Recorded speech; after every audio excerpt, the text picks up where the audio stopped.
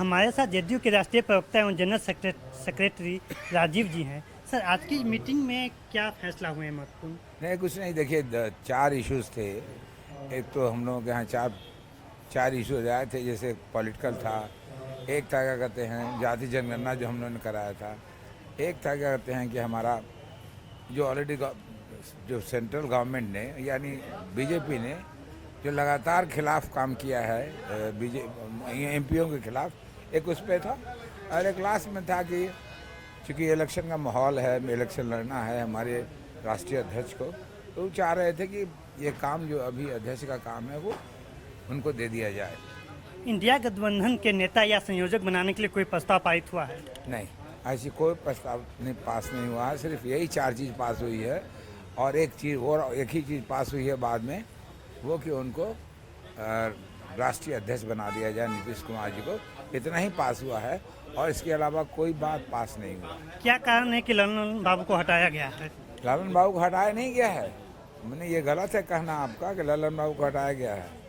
ललन बाबू ने खुद कहा कि मैं इलेक्शन लड़ने जा रहा हूँ, इलेक्शन लड़ूंगा और मैं लगातार कंस्टिट्यूंसी में रहूँगा।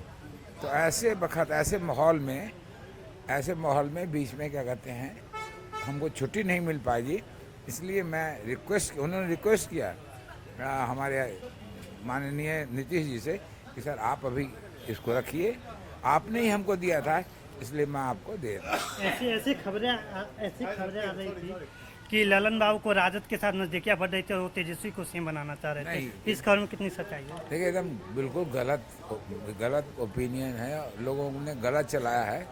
ये भारतीय जनता पार्टी का चलाया हुआ सुनियोजित बात है। अदरवाइज कोई इस तरह की बात नहीं है।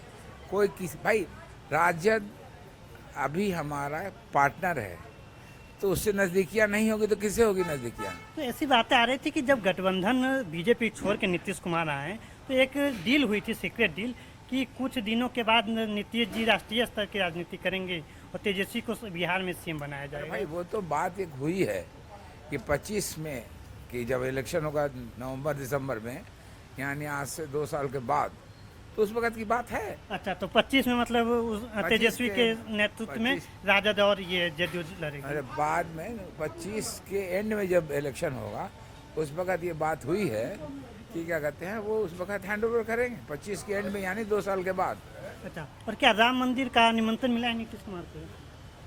मुझे तो जानकारी इस संदर्भ में नहीं है इस बात में। और निमंत्रण मिलेगी तो नीतीश कुमार जाएंगे? और नीतीश कुमार भी दिल से तो हर आदमी हिंदू है तो जाएगा ही। और जिस प्रकार राम मंदिर के इर्द गिर्द बीजेपी नैरेटिव बना रही है, और वहीं एक खबर आई थी कि पुनौरा धाम मां जानकी की जन्मस्थली, तो उस पर 72 करोड़ रुपए की खर्च करने जा रही बिहार सरकार, तो ये कार्य की प्रगति क्या है? देखिए, ये तय है कि भारतीय जनता पार्टी सिर्फ पॉलिटिक्स करती है, लोगों को उन्माद फैलाती है, लोगों को तरह तरह का लालच देती है, यही काम करती है, विकास का कोई काम नहीं करती। कई हजार करोड़ रुपया का राम मंदिर बना रहे हैं और राम ही राम कर रहे हैं, राम लल्ला की मंदिर की बात कर रहे हैं और कुछ नहीं कर रहे हैं वो। लेकिन उतना आप दूसरी तरफ समझिए कि दूसरी तरफ क्या हो रहा है।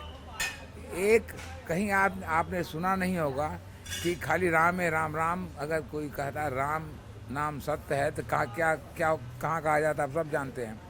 या तो सिया राम कहा जाता है या सीता राम कहा जाता है। यानी ये पिछले कई सालों से सीता के बारे में नहीं सोच रहे हैं। सीता का जन्म चूँकि बिहार में हुआ तो बिहार उनकी जन्मभूमि है, इसलिए सीतामढ़ी जगह का नाम भी है, लेकिन उस पर कोई मतलब नहीं है उनको पॉलिटिक्स करना है। सोचते कि राम लल्ला का नाम ले करके हम पूरा स्टेट जीत जाएंगे। हाँ, कुछ लोग तो डेफिनेटली इस संदर्भ में उनके साथ रहेंगे, इसमें दो राय नहीं है, क्योंकि उनको समझ में आएगा नहीं कि राम का नाम लेने पर क्या कहा जाता है। अगर कोई कहे राम नाम सत्य तो क्या कहा जाता है। जब तक आप सीता का नाम नहीं लीजिएगा तब तक कोई धार्मिक काम, कोई पूजा का काम नहीं होगा। लेकिन बीच में खबर ये भी आती है कि नीतीश जी चाह रहे हैं कि एक बार फिर एनडीए में जाएं। एकदम गलत बेबुनियाद बात ये सब फैलाया जा रहा है बीजेपी के द्वारा, और कोई बात नहीं। धन्यवाद। तो ये हमारे साथ बातचीत करने के लिए राजीव जी थे, जो कि जनरल सेक्रेटरी हैं जेडीयू के और राष्ट्रीय प्रवक्ता है। और मैं गौतम ऋषि और हमारे साथ कैमरामैन तुषार। आप देखते रहिए पंचायती टाइम्स।